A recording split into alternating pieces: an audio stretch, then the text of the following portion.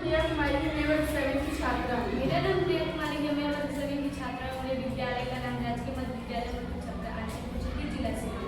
आज project based learning में आप सभी का स्वागत है। प्रोजेक्ट बेस्ड लर्निंग के तहत हमारे प्रोजेक्ट का नाम है अम्ल और क्षार का रचनात्मक उपयोग और पाठ का नाम है अम्ल और क्षार। हमारा प्रमुख सवाल यह है कि हम अम्ल और क्षार से क्या बना सकते हैं। लर्निंग आउटकम की बात करें तो यानी कि सीखने का प्रतिफल।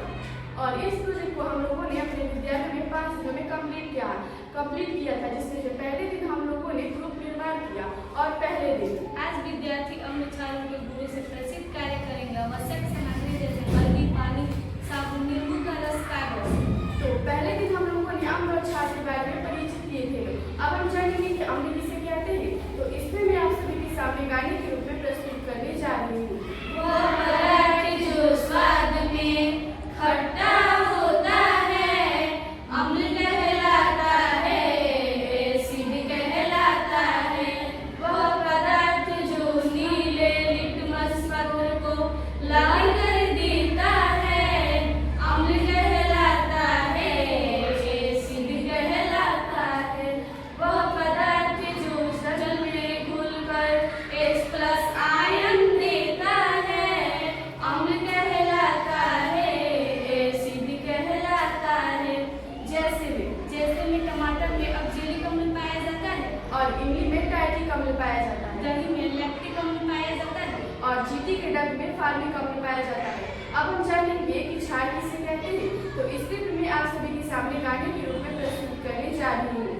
वह पदार्थ जो स्वाद में कड़वा होता है क्षारक कहलाता है, जैस कहलाता है।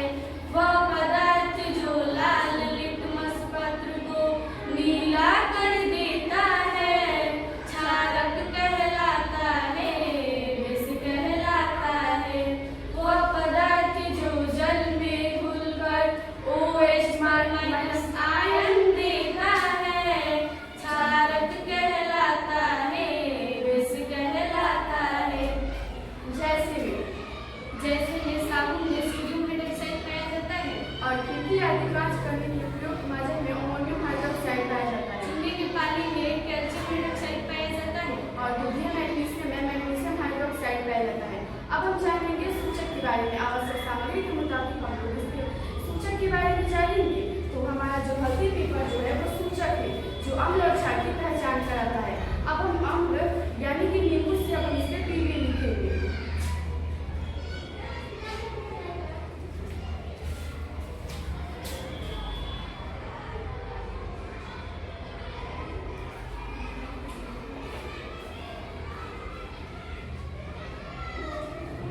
आप सभी देख सकते हैं कि जब मैंने इसके अम्ल से पीवीए लिखा तो इसका प्रभाव कुछ भी नहीं पड़ा। अब हम इसमें क्षार से पीवीए लिखते हैं।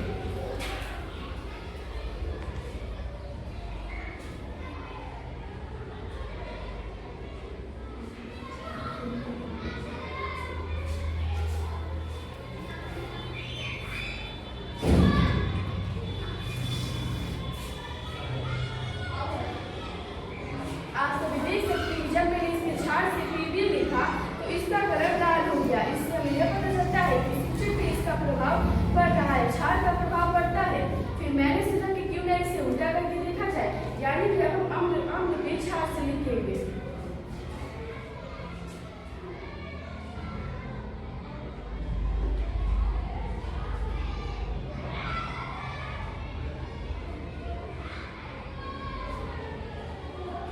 आप सभी देख सकते हैं कि कैसे जब मैंने अम्ल पे क्षार से लिखा तो इस अम्ल का प्रभाव नष्ट हो गया। इससे हमें यह पता चलता है अम्ल जो होता है वो क्षार के प्रभाव को नष्ट कर देता है। अब हम इसमें क्षार से अम्ल पे लिखेंगे, अम्ल से लिखेंगे।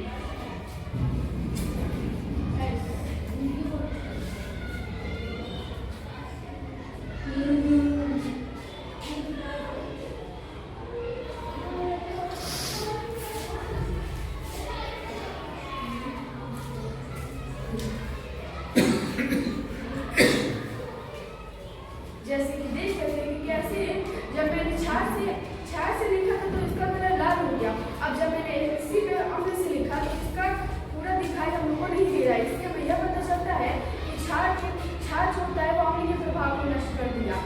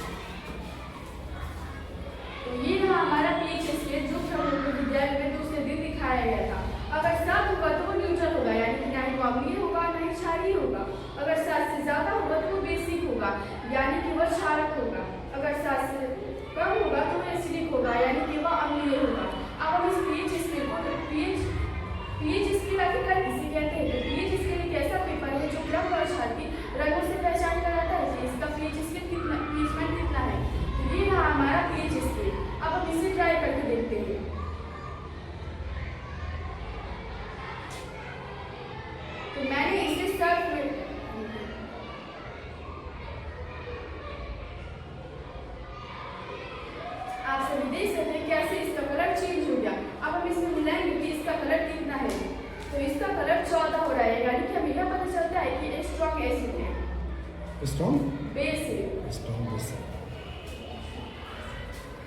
अब हम तीसरे दिन आज विद्यार्थी उदासीन क्रियाओं के बारे में जानेंगे। आवश्यक सामग्री के मुताबिक खाने का सोडा, नींबू का रस, चम्मच और प्लास्टिक का बोतल होगा।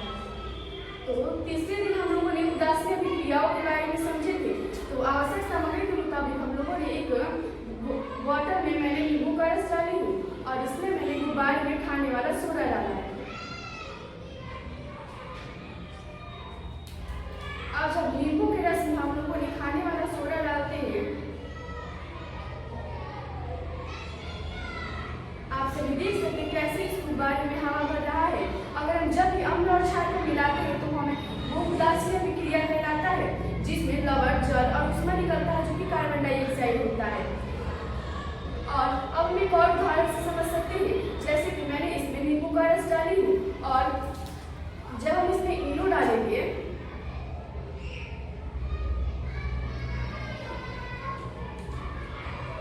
आप सभी देख सकते हैं कैसे इसमें बुलबुले उठ रहे हैं। ये भी एक उदासीन अभिक्रिया कहलाएगा। अब हम जानेंगे कि उदासीन अभिक्रिया किसे कहते हैं। तो इस दिन मैं आप सभी के सामने गाने के रूप में प्रस्तुत करने जा रही हूँ। अम्ल मिला जब क्षार से, दिखाई संसारिणी, नमक बना और पानी बना, यही बताता है विज्ञान ने। अब हम चौथे दिन आज विद्यार्थी पदार्थों के मानों को जांच करने के लिए गुड़ का उपयोग करेंगे। आवश्यक सामग्री से गुड़ से बना पात्र अम्लीय और क्षारीय, जिससे वे रंग बनाएंगे। अब हम जानेंगे कि आखिरकार गुड़ोल का फूल का बना पत्र अम्लीय है या फिर क्षारीय है। तो ये रहा हमारा गुड़ोल का फूल का बना पत्र। अब हम इसमें अम्ल और क्षार डाल के ट्राई करेंगे।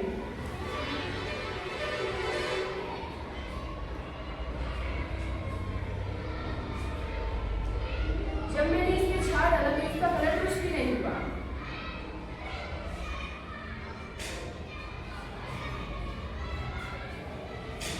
और जब मैंने इसमें अम्ल डाला, यानी कि जब मैंने इसमें नींबू डाला, तो आप सब देख सकते हैं कैसे इसका कलर गुलाबी हो गया। इससे हमें यह पता चलता है कि ये अम्लीय है।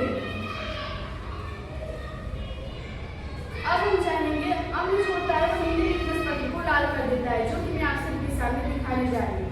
तो ये रहा हमारा लिटमस पत्र।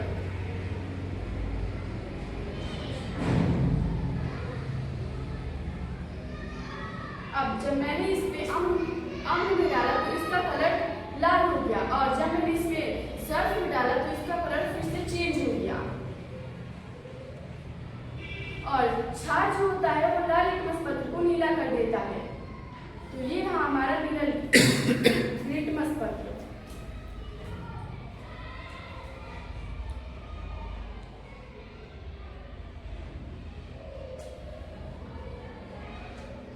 अब मैं इसे सर्फ में डालती हूँ तो इसका कलर नीला हो गया। और लिटमस पत्र जो होता है वो लाइकेनो पौधों से बनता है।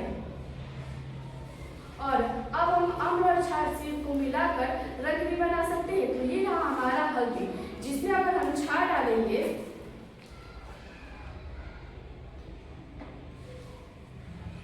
तो आप सभी देख सकते हैं कैसे इसका कलर लाल हो गया।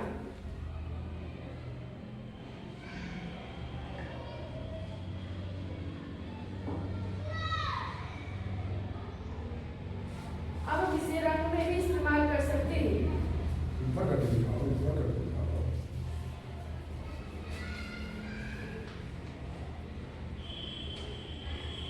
जैसे कि देख सकते हैं ये कलर लाल हो गया। अब हम इसे कभी भी ड्राइंग बनाए तो हमारे पास लाल कलर नहीं होगा, तो हम इससे भी लाल कलर बना सकते हैं।